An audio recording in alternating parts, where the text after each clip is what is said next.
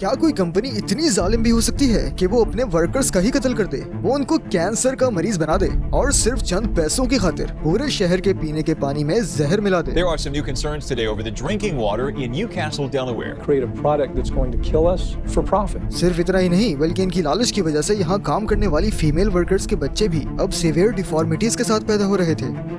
और तो और आज आपके और मेरे खून में भी इनकी फैक्ट्री से फैलने वाले इस टॉक्सिक केमिकल की कुछ न कुछ क्वांटिटी जरूर मौजूद है। It is now in the blood of not just 99% of Americans, but the entire globe. पर इन सारी बातों के बावजूद भी कोई इस कंपनी का कुछ बिगाड़ नहीं पाता, क्योंकि जब पॉलिटिशियन से लेकर एनवायरमेंटल प्रोटेक्शन एजेंसीज तक सब के सभी आपकी जेब में हो, तो आखिर आपके जराइम से पर्दा भला कौन उठाएगा? Before I die, I want to get this out. तो नाजरीन, मैं जिस कंपनी की बात कर रहा हूँ उसका नाम है ड्यूपॉन्ट। इसकी बुनियाद सन 1802 में रखी गई और उस दौर में ये कंपनी गन पाउडर बनाया करती थी और यही वो कंपनी थी जो वर्ल्ड वॉर्स के दौरान यूएस मिलिट्री की सबसे बड़ी सप्लायर थी। लेकिन फिर जब वक्त के साथ साथ मार्केट में कंपटीशन बढ़ने लगा तो इन्होंने न्यू केमिकल्स और नए मटेरियल्स पर भी रिसर्च करना शुरू कर दी। अब उनके पास केमिस्ट्री के बेहतरीन एक्सपर्ट्स तो पहले ही थे, इसलिए कुछ ही अरसे में इन्होंने बहुत सारे ऐसे यूजफुल मटेरियल्स इन्वेंट कर डाले जो आज पूरी दुनिया में इस्तेमाल किए जाते हैं, जैसे कि नायलॉन, लाइक्रा, यहाँ तक के केवलार भी, जिसको आज बुलेट प्रूफ जैकेट्स बनाने में इस्तेमाल करते हैं। लेकिन फिर एक दिन इन्हीं एक्सपेरिमेंट्स के दौरान ड्यूपॉन्ट के एक केमिस्ट डॉक्टर रॉय गलती से एक ऐसी अजीबोगरीब चीज इजाद कर देते हैं, एक ऐसा पॉलीमर जो दुनिया में मौजूद बाकी मटेरियल से बहुत डिफरेंट था। ये बहुत ज्यादा स्लिपरी, वाटरप्रूफ और साथ ही साथ हीट रेजिस्टेंट भी था। यह है पॉलीटेट्राफ्लोरोएथिलीन, जिसको फिर बाद में टेफ्लॉन का नाम दिया गया। दुनिया ने आज तक ऐसी कोई चीज नहीं देखी थी जिसमें इतनी सारी खूबियां एक साथ मौजूद हों। इसलिए वर्ल्ड वॉर 2 के दौरान इस मटेरियल से मिलिट्री इक्विपमेंट्स और टैंक्स को कोट किया जाने लगा, क्योंकि ये मर्डर वाटर को सरफेस पर चिपकने नहीं देता और वो इसकी वजह से कोरोजन से बचे रहते। फिर बाद में इसको हाउस होल्ड आइटम्स जैसे स्टेन प्रूफ फर्नीचर और कारपेट्स में भी इस्तेमाल किया जाने लगा। लेकिन इसके बाद एक ऐसा आइडिया सामने आया, एक ऐसा रेवोल्यूशनरी प्रोडक्ट जिसने कुकिंग को हमेशा के लिए बदल दिया। Some people use a little oil or butter when they cook so that things don't stick to the pan. But I use polytetrafluoroethylene. Don't get stuck. Or you'll be sorry now. Don't get stuck. Unless you want to develop a strong attachment to dinner, choose a DuPont nonstick. Because whether you spend a little or a lot, you're guaranteed of getting a quality nonstick certified by DuPont. आप शायद यकीन न करें, पर आवाम ने non stick frying pans को पागलों की तरह खरीदा। Or you'll be sorry now. Don't get stuck. अब वैसे टेफ्लॉन की अगर हम बात करें तो इटसेल्फ वो तो एक सेफ मटेरियल है और उसके कोई साइड इफेक्ट्स नहीं है, लेकिन इसकी कोटिंग करने के प्रोसेस में एक और मटेरियल को भी यूज करना पड़ता है जिसको PFOA या C8 के नाम से भी जानते हैं। अब ये एक डेंजरस केमिकल है, पर इस बात से कोई फर्क नहीं पड़ता क्योंकि ड्यूपॉन्ट का पूरा फोकस तो अभी सिर्फ और सिर्फ एक चीज पर था, और वो था टेफ्लॉन को इतना अफोर्डेबल बनाना कि इसे एवरीडे यूज प्रोडक्ट पर कोट करके भी भरपूर प्रॉफिट कमाया जा सके। और अब सवाल ये पैदा होता है कि इसको हासिल करने के लिए आप किस हद तक जा सकते हैं, क्योंकि एक रिस्पॉन्सिबल कंपनी होने के नाते आपका फर्ज तो ये है कि आप क्वालिटी प्रोडक्ट्स भी बनाएं, साथ ही साथ प्रोडक्शन में रिलीज होने वाले हार्मफुल वेस्ट को प्रॉपर्ली डिस्पोज भी करें। क्यों सही कह रहा हूँ ना? अरे नहीं भाई, किसको फर्क पड़ता है अगर एनवायरनमेंट पॉल्यूट हो या थोड़े बहुत जानवर और इंसान मर भी जाएं तो क्या है, वैसे भी इतने लोग रोज ही तो मरते हैं। Who cares?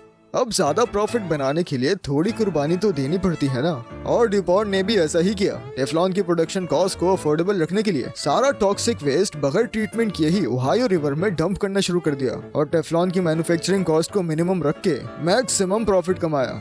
ये ड्यूपॉन्ट का गोल्डन एरा था जिसमें सिर्फ उनकी टेफ्लॉन प्रोडक्शन का ही ईयरली प्रॉफिट $1 बिलियन क्रॉस कर चुका था। ना सिर्फ ड्यूपॉन्ट का टॉक्सिक वेस्ट रिवर्स और लैंडफिल्स में भरा जा रहा था, बल्कि ये केमिकल धूल की शक्ल में इनकी फैक्ट्रीज की चिमनी से निकल के ना सिर्फ पूरे टाउन में बल्कि पूरी दुनिया में फैल रहा था। The chemical is emitted from manufacturing plants, goes up into the air from smokestacks, can get up into water droplets, into the clouds, and transfer over the entire planet. And it is now in the blood of not just 99% of Americans, but the entire globe. Dupont के इस कारनामे की वजह से पार्कर्सबर्ग नामी इस पूरे town का पानी अब बिल्कुल टॉक्सिक हो चुका था। जो पानी वो लोग पीने के लिए इस्तेमाल करते, वही पानी अब उन लोगों के लिए जहर बन चुका था। लेकिन अंदर ही अंदर ड्यूपॉन्ट के लोग ये जानते थे कि अब कुछ गड़बड़ जरूर होने वाली है, क्योंकि सालों की कंटेमिनेशन के बाद अब पानी के अंदर C8 की अमाउंट बहुत ज्यादा बढ़ चुकी थी। इसलिए उन्होंने खुद ही इस केमिकल के साइड इफेक्ट जानने के लिए एक सीक्रेट मेडिकल रिसर्च शुरू कर दी। इन एक्सपेरिमेंट्स में इन्होंने लैब रैट्स और रैबिट्स को इस केमिकल से एक्सपोज किया और जो रिजल्ट्स इस प्रयोग से आए वो उनकी उम्मीद से कहीं ज्यादा खतरनाक थे। उन्हें यह पता चला कि सीएट की वजह से उनमें लिवर डिजीज और कैंसर जैसी बीमारियों के साथ साथ बर्थ डिफेक्ट्स भी पैदा हो रहे हैं। अब ये रिजल्ट्स तो ऐसे थे कि इसके बाद उन्हें फौरन ही प्रोडक्शन बंद कर देनी चाहिए थी, लेकिन उन्होंने ऐसा करने के बजाय बस इतना एहसान किया कि टेफ्लॉन लाइन में काम करने वाली औरतों को वहां से हटा के दूसरी जगह रिअसाइन कर दिया। लेकिन अब तक बहुत देर हो चुकी थी, क्योंकि प्रोडक्शन लाइन में काम करने वाली 7 महिलाओं के जब बेबीज हुए तो उनमें से 2 के अंदर वही सेम बर्थ डिफेक्ट्स आ चुके थे जो उन्होंने रैट्स में देखे थे। When Bucky was born, I went into shock. He was born with half of a nose, one nostril, a serrated eyelid, and a keyhole pupil where the iris and the retina is not connected. लेकिन अभी इस company ने इस पर कोई action नहीं लिया और उल्टा बात को छुपाने के लिए दोबारा सारी खवातीन को टेफ्लॉन प्रोडक्शन लाइन पर वापस लगा दिया ताकि किसी का शक कंपनी की तरफ न जाए। और ये सिलसिला इसी तरीके से चलता रहा। फैक्ट्री में काम करने वाले हर दूसरे शख्स को कैंसर हो रहा था और वर्कर्स बीमार पड़ के मरते जा रहे थे। पूरे पार्कर्सबर्ग में भी अब जानलेवा बीमारियां बिल्कुल कॉमन हो चुकी थी, पर किसी को कोई आइडिया नहीं था कि इन सब के पीछे ड्यूपॉन्ट का ही हाथ है। लेकिन फिर विल्बर टेनेंट, जो कि इस टाउन में रहने वाला एक फार्मर था, अपने घर के पास वाली लेक पर यह नजारा देखता है। यहाँ उसने 2 मरी हुई डेयर्स और 2 काउस को देखा जिनकी नाक और मुंह से खून आ रहा था। इनको देख के ऐसा मालूम हो रहा था जैसे इन्हें जहर दिया गया हो। उसे पहले तो कुछ समझ नहीं आया, लेकिन फिर हुआ कुछ यूं कि अगले आने वाले साल में इसकी अपने फार्म की भी 153 काउस मारी गईं और उनके सिम्टम्स भी कुछ ऐसे ही थे। This is 153 of these animals that I've lost on this farm.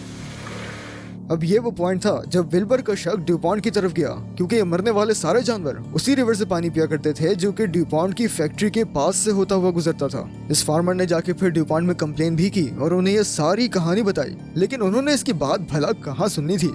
पर हैरत वाली बात तो ये थी कि अगर वो टाउन में भी किसी से इस हवाले से मदद मांगता तो लोग इसकी बात सुनने से ही मना कर देते। अब चाहे वो लॉयर्स हो या लोकल पॉलिटिशियंस, या तो ड्यूपॉन्ट ने सबकी जेब भर के रखी थी या तो वो ड्यूपॉन्ट से डरते थे। यहाँ तक कि एनवायरमेंटल प्रोटेक्शन एजेंसीज के लोग भी इस कंपनी की जेब में ही थे। DuPont had basically gained control of governmental decisions. The governmental agencies that should have been responsible, the EPA, those people were captured by DuPont. It's called corporate capture. और इस टाउन के जो बाकी बचे लोग थे वो खुद ड्यूपॉन्ट में ही काम करते थे, इसलिए दोस्तों रिश्तेदारों समेत पूरे टाउन ने ही विल्बर को इग्नोर करना शुरू कर दिया। यहाँ तक कि कोई वेट भी इसकी मरती हुई काउस की ट्रीटमेंट करने नहीं आता। अब ये सारी सिचुएशन देख के उसे अंदाजा हो गया था कि उसे यहाँ से तो कोई मदद नहीं मिलने वाली, इसलिए फिर उसने अपने टाउन के बाहर एक लॉयर से राब्ता किया जिसका नाम है रॉब बिलेट। ये वो लॉयर है जो खुद केमिकल कंपनीज को कोर्ट में डिफेंड करता था, इसलिए इस काम के लिए या तो ये सबसे बुरा ऑप्शन था या फिर सिर्फ यही एक बंदा था जो इस फार्मर की मदद कर सकता था, क्योंकि रॉब इन कंपनीज की सारी चालाकियां और इनके सारे तौर तरीके जानता था और इत्तेफाक से इसने फार्मर का ही साथ दिया। फिर 1999 में इन्होंने ड्यूपॉन्ट के खिलाफ कोर्ट में पहला केस फाइल किया, लेकिन ड्यूपॉन्ट ने उल्टा सारा इल्जाम उस बेचारे फार्मर पर ही डाल दिया और कोर्ट में ये कहा कि इसके जानवर इसलिए मारे जा रहे हैं क्योंकि ये अपने जानवरों का ठीक तरीके से ख्याल नहीं रखता और इसका ड्यूपॉन्ट से कोई लेना देना नहीं है। पर रॉब को सबूत इकट्ठा करने के दौरान इत्तेफाक से ड्यूपॉन्ट की तरफ से ईपीए को लिखा हुआ एक लेटर मिल गया था जिसमें ये साफ साफ लिखा था कि वो PFOA नाम के केमिकल को लैंडफिल में डंप कर रहे थे। और इस तरीके से फिर केसेस का वो सिलसिला शुरू हुआ जो अगले आने वाले 20 सालों तक चलता रहा, जिसमें ड्यूपॉन्ट पर मल्टीपल फाइन्स भी लगे और उन्हें $100 मिलियन पे करने पड़े। Oh, well, good thing it's Teflon.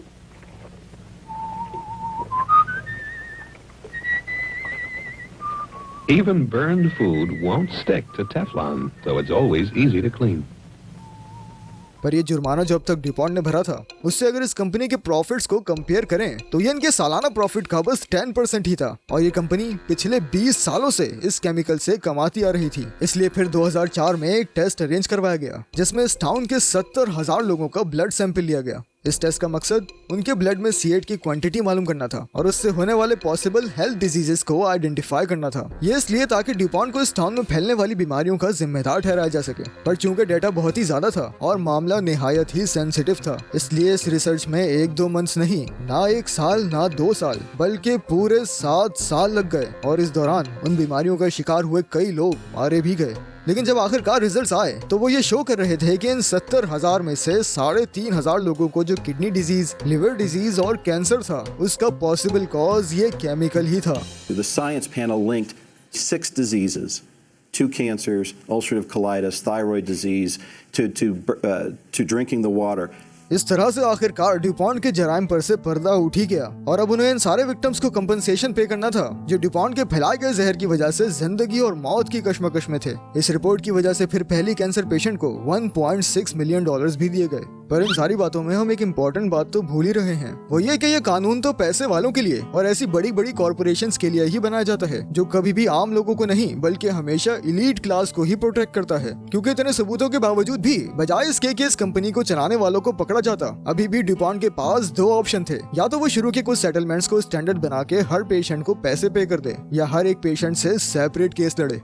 चले अब आप ही गेस करें कि ड्यूपॉन्ट ने क्या किया होगा। ड्यूपॉन्ट ने फैसला किया कि वो हर एक विक्टिम के खिलाफ अपने केस को डिफेंड करेंगे। यहाँ नोट करने वाली बात यह है कि एक साल में सिर्फ ऐसे 4 केसेस ही डील किए जाते हैं और अगर इसी स्पीड से चलें तो अगले आने वाले 800 सालों तक ये सिलसिला यूं ही चलता रहेगा। लेकिन फिर कई सालों के ट्रायल्स के बाद 2017 में जाके उन 3,500 विक्टिम से सिर्फ और सिर्फ $670 मिलियन की सेटलमेंट हुई, जिसके इंतजार में कई लोग अपनी बीमारियों की वजह से मारे भी गए। और फिर 2023 में ड्यूपॉन्ट पर जो भी रिमेनिंग केसेस थे उसके लिए $1.2 बिलियन की सेटलमेंट तय करके इस केस को हमेशा के लिए खत्म कर दिया गया।